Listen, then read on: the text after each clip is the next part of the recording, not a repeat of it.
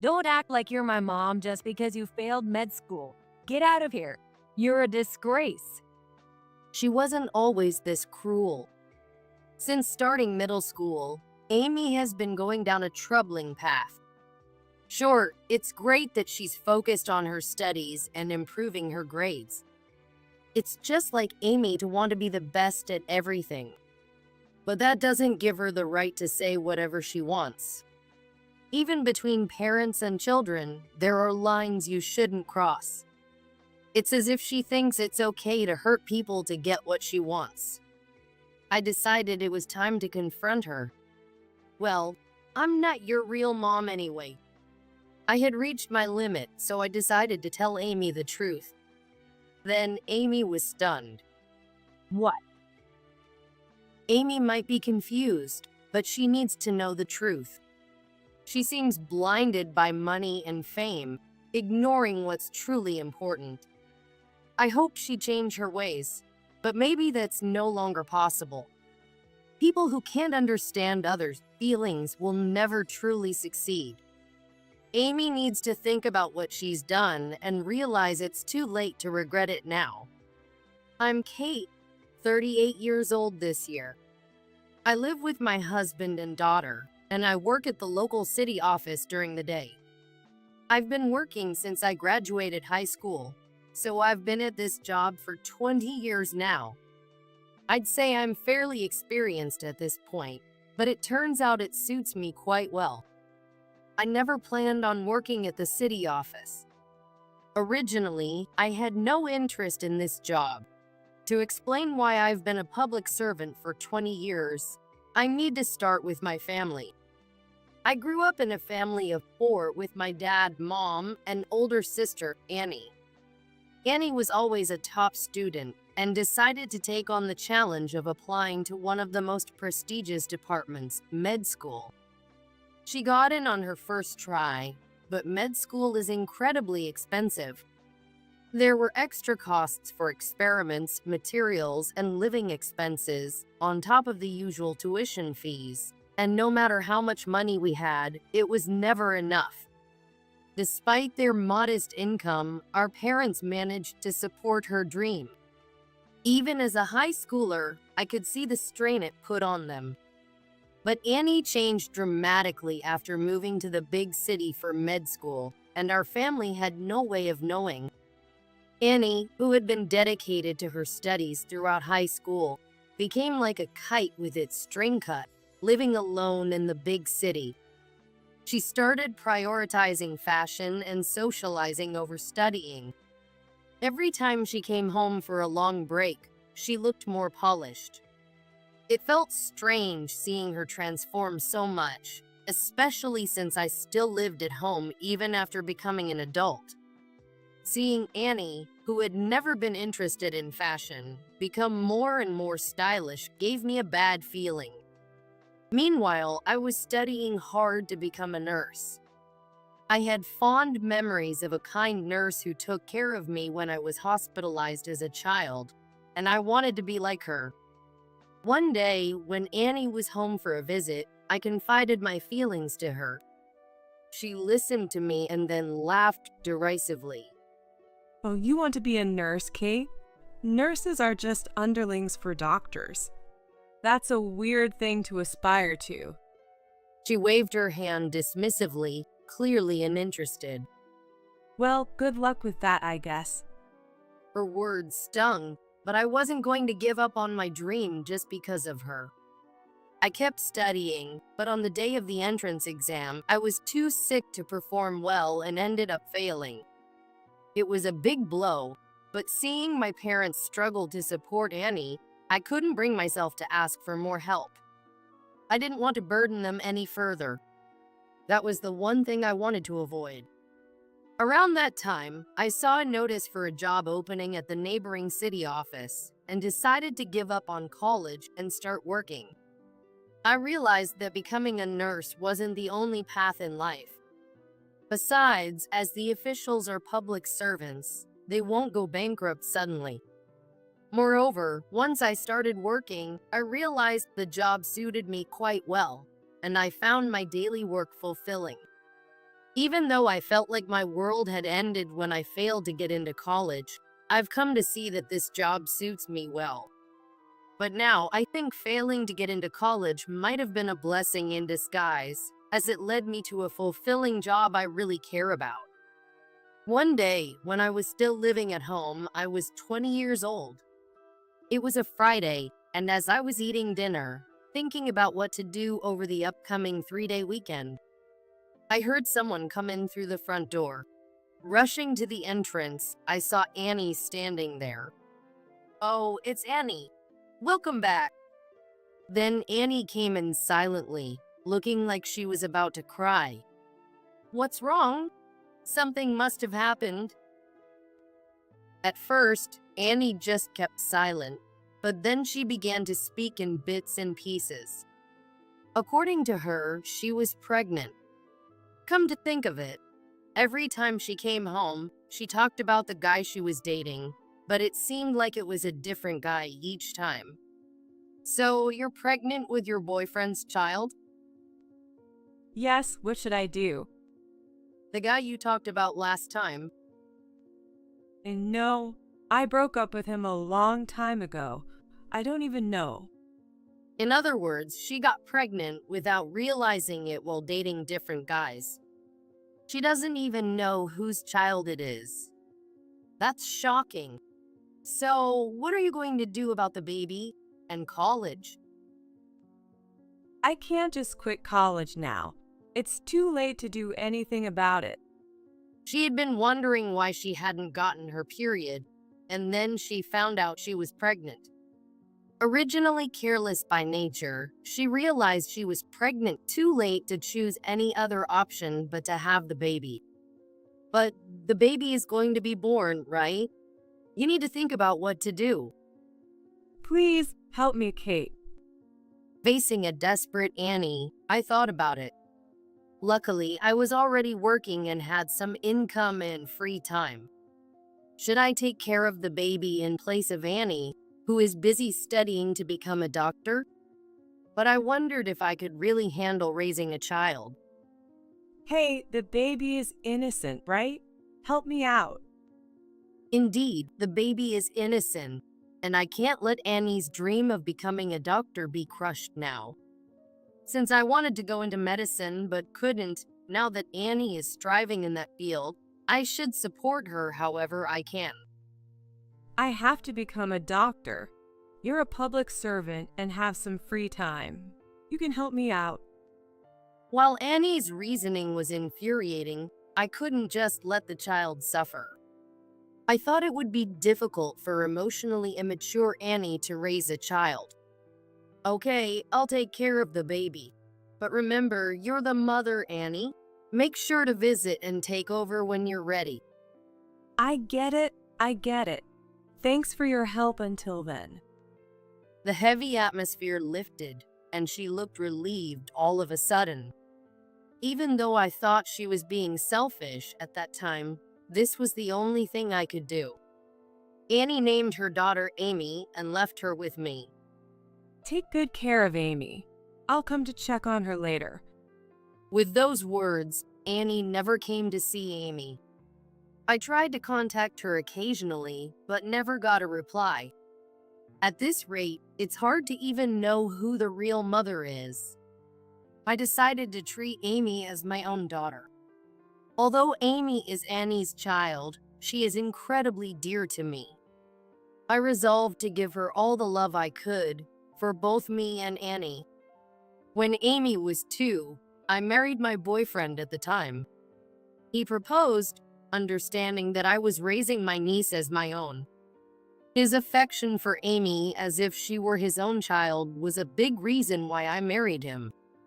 Amy thinks of my husband as her real father. I thought I was doing my best to raise her, but there were a lot of difficult things. My husband works from morning till night and can't be involved in raising her. Naturally, I ended up handling everything on my own. I wonder if Amy feels something about her father not being around much, as she started to become rebellious. It's said that girls develop quickly, but I didn't expect her rebellious phase to come this soon. We've been clashing more often, but all I want is the best for Amy. I'd do anything that benefits her. Of course, I've also continued working to cover the expenses for Amy.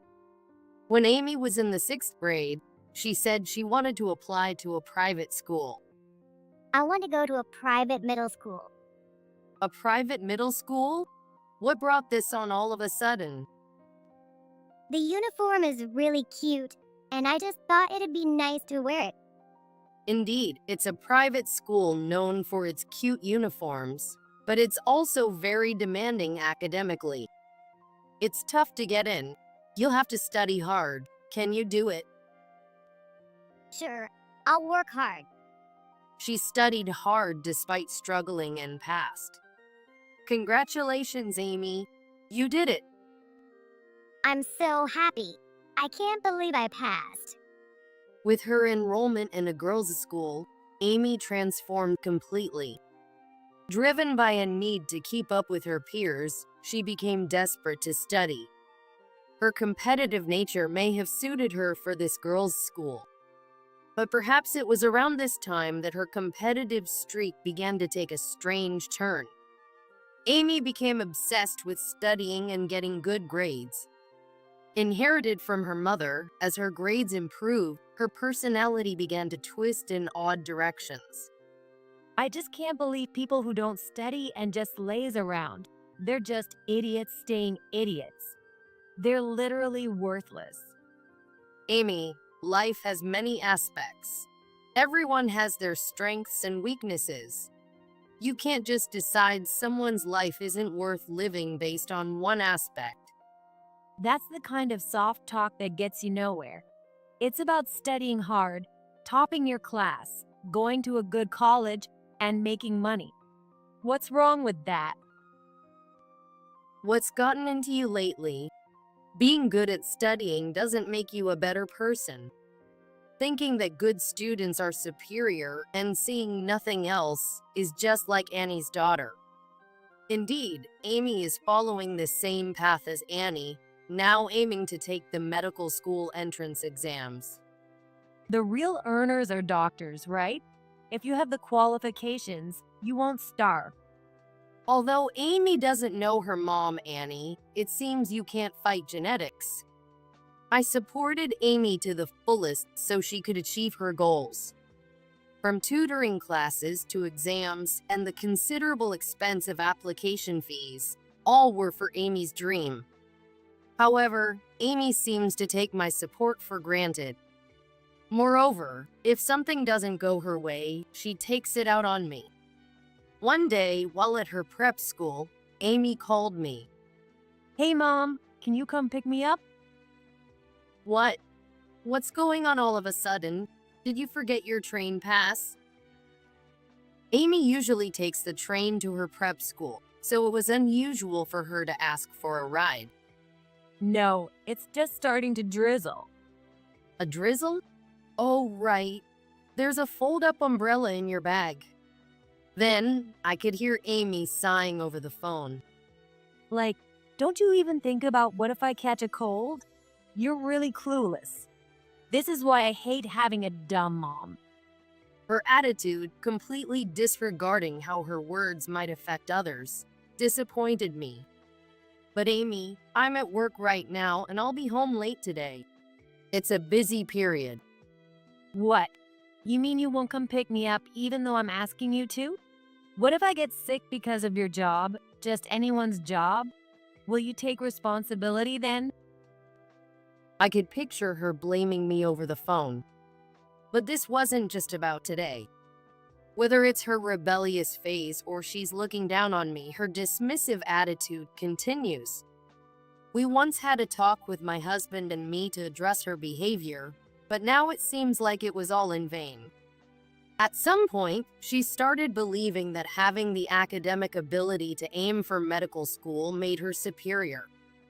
Being fawned over at school for her academic achievement seems to be fueling her delusions.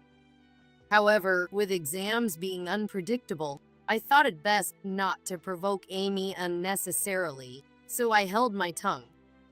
As usual, her biological mother, Annie, hasn't been in touch at all. It seems she's too busy with work, ignoring all my attempts to contact her.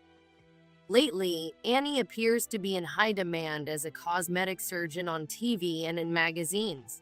So I understand she's busy, but does that mean she doesn't care about her own daughter? In these moments, I wonder what Annie would do, but I continue to support Amy in any way I can. Perhaps Amy is just going through a difficult phase, and once this rebellious period is over, we might be able to have a pleasant conversation again. But little did I know, my hopes would soon be shattered. As the college entrance exam season approached, Amy became more irritable than ever. It's a significant turning point in her life, so her tension is understandable. Having once failed to perform well in an exam due to illness, I don't want Amy to experience the same. I did everything I could to support her, but every time we met, she would glare at me or click her tongue in annoyance. Despite feeling frustrated, I calmed myself down, reminding myself it was all for Amy's sake. All her hard work paid off, and Amy successfully got into college. Oh, exams are finally over. Now I can start my life as a college girl. Congratulations. I always believed you would make it. Well, what else would you expect from me? However, the real problems began thereafter. Amy, perhaps too excited about becoming a college student, started to let loose a bit too much. The day after learning she passed, her lifestyle began to spiral out of control. She would stay in bed until noon, munching on snacks that could hardly be considered breakfast or lunch, never taking her eyes off her phone. Considering her previously studious life, I tried to overlook this behavior until she started college. But as her disordered living habits persisted and her attendance at school became sporadic, I could no longer overlook it.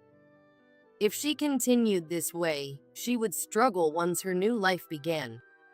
To make matters worse, it seemed she had been using my credit card without my permission. After seeing purchases I didn't recognize on last month's statement, I confronted her, and she admitted to the shopping. Look, I get that you're happy about your college acceptance, but your recent behavior is over the top. Your daily rhythm is a mess. But I passed, so now I want to enjoy the rest of my high school life as I please. Do whatever you want. That includes shopping with my credit card without asking.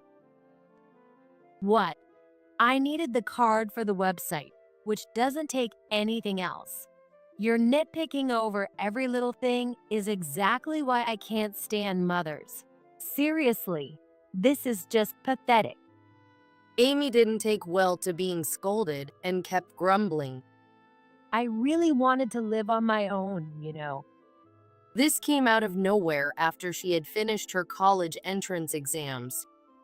Amy was supposed to commute from our home to the college she would attend starting. What? Live on your own? Why are you bringing this up all of a sudden? We're not even talking about that now. I wanted to experience college life on my own terms, but since I got into a college that's commutable from home, I can't. I thought she was happy about getting into her first choice college, but it turns out she was dissatisfied because it was within commuting distance from home. If I lived on my own, I wouldn't have to deal with all this nagging. Once Amy got upset, it was hard to get her in a good mood again. But having seen Amy's behavior all this time, I couldn't stay silent. Then Amy brought up something outrageous. Don't act like a mom when you failed to get into med school. A failure like you should just leave. What? Why? I know about it. Failed med school and clung to a job anyone could do, right? I was stunned by what Amy was saying. Frozen and unable to respond, Amy, seeing that I didn't retort, threw more words at me. I found your name on an old exam ticket that fell out of the bookshelf. You failed med school, so don't preach to me like a big shot. The exam ticket from the college I once applied to was kept as a bitter reminder and a bookmark in my bookshelf. I never imagined Amy would find it and throw it in my face. That's irrelevant right now, isn't it? Because you act all high and mighty. If you just left, I could do whatever I want. Dad hardly ever comes home anyway, so it's practically like I'm living alone. Then Amy pointed at the front door and said to me, Come on, get out of here. It's embarrassing to be seen with someone so stupid. she was a rebellious daughter in a sulk. Should I just accept that? But I had reached my limit.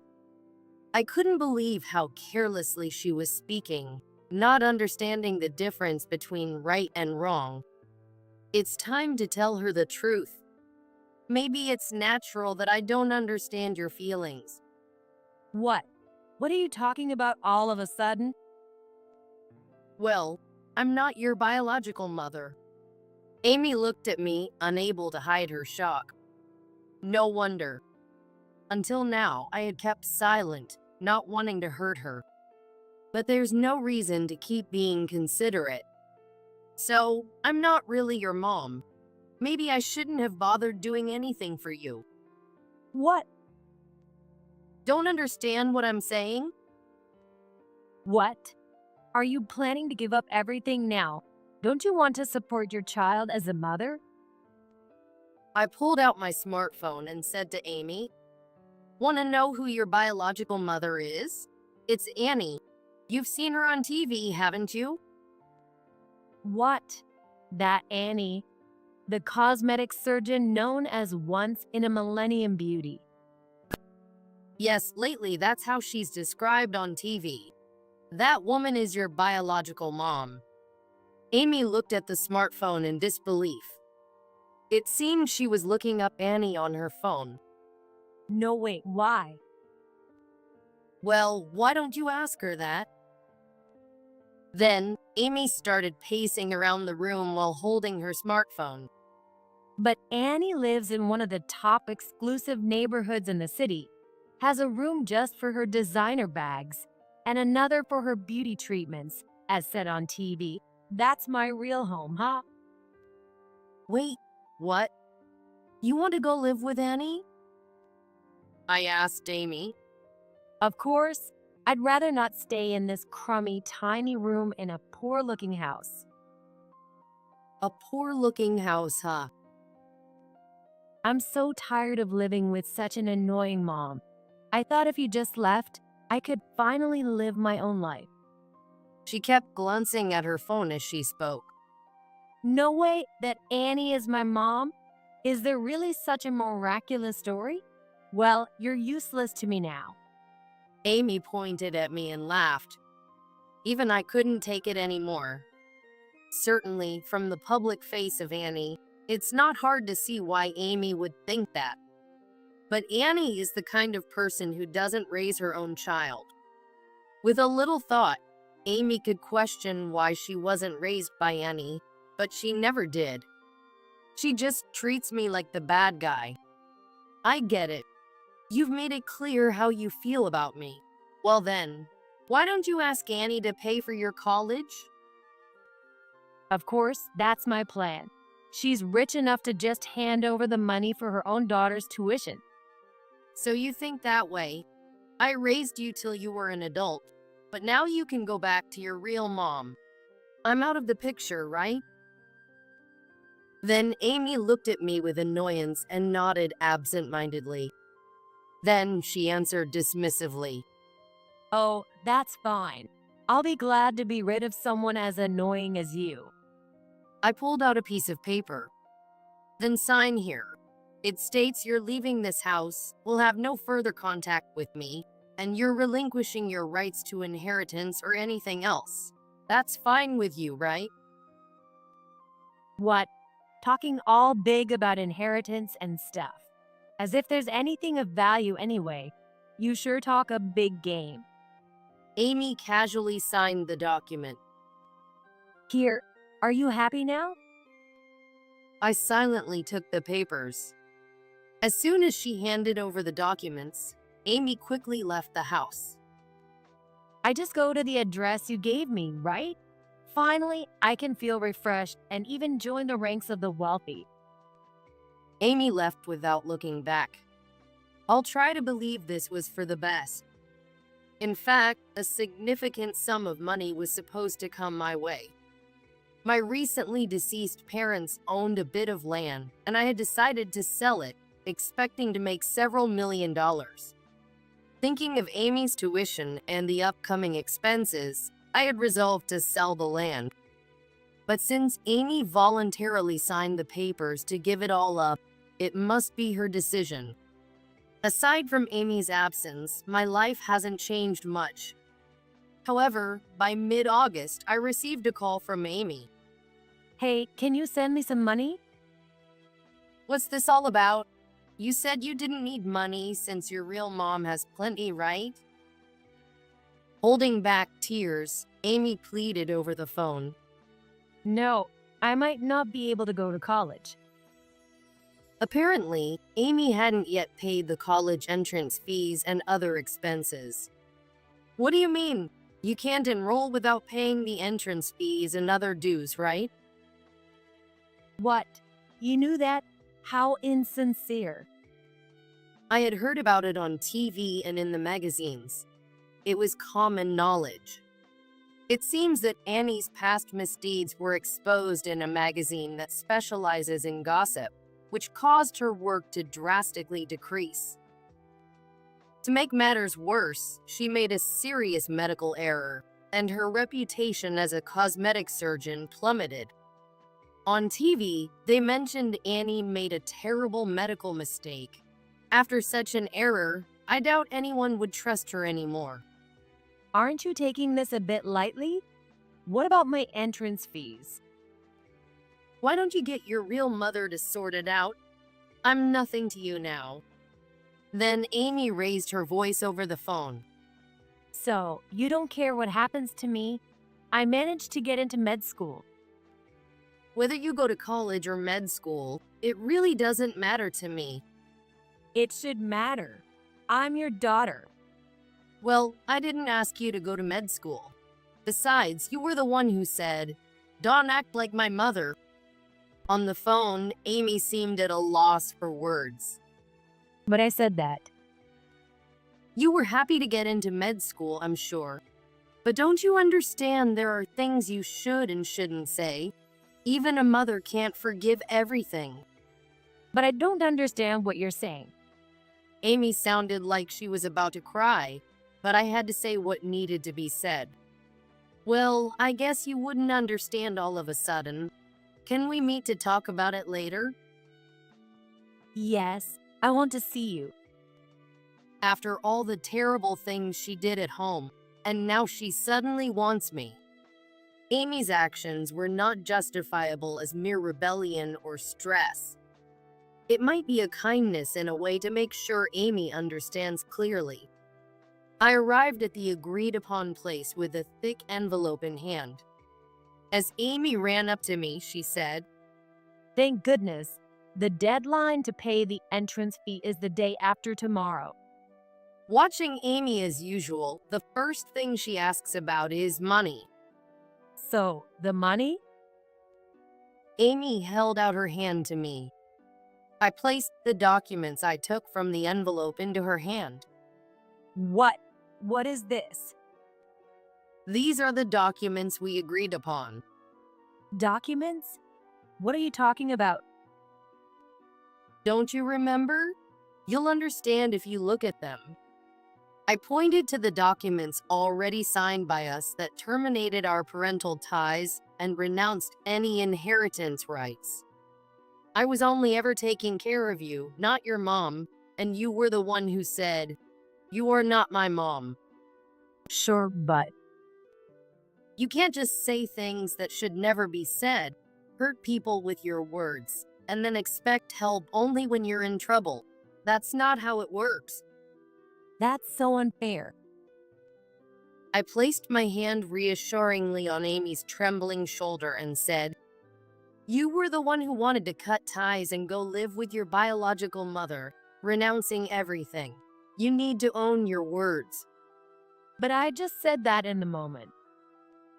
And what? That makes it okay? You did nothing wrong?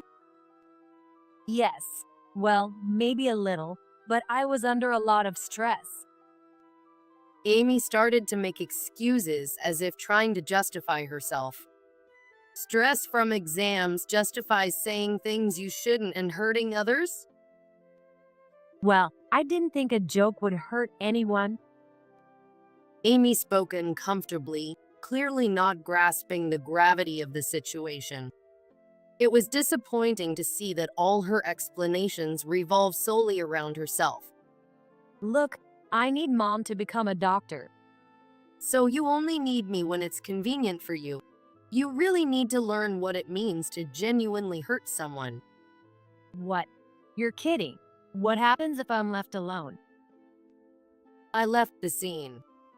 Amy crouched back down at her original spot, looking down, but I didn't look back her. Ultimately, Amy couldn't pay her enrollment or tuition fees and couldn't enroll in college. Scholarships and such procedures couldn't be arranged so suddenly, so enrollment was impossible either way. Someone who genuinely doesn't understand others' feelings becoming a doctor is a troubling thought. Incidentally, Annie also tried to contact me later, but I blocked her without hesitation. Despite never contacting me before, it's typical that she would reach out only when she herself was in a pinch, like mother, like daughter. I'm now enjoying living with my husband again, something we haven't done in a while. I'm also struggling to pursue a long-held dream from my past. I remembered that I wanted to be a nurse. Sure, I can manage my current job since I've been at it so long, but it's not what I truly want to do. I thought I'd rather chase the dream I've always had than settle for the satisfaction and stability of my current job. Deciding to take on such a challenge at my age might seem bold, but I've decided to stop suppressing what I really want to do.